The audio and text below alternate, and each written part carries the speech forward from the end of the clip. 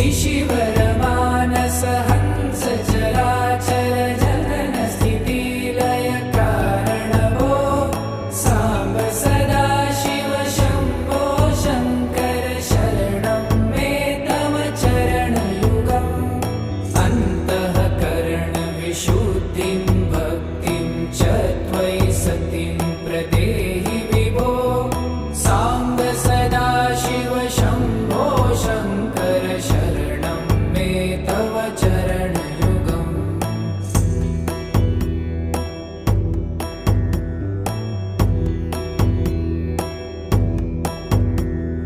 करुणावतार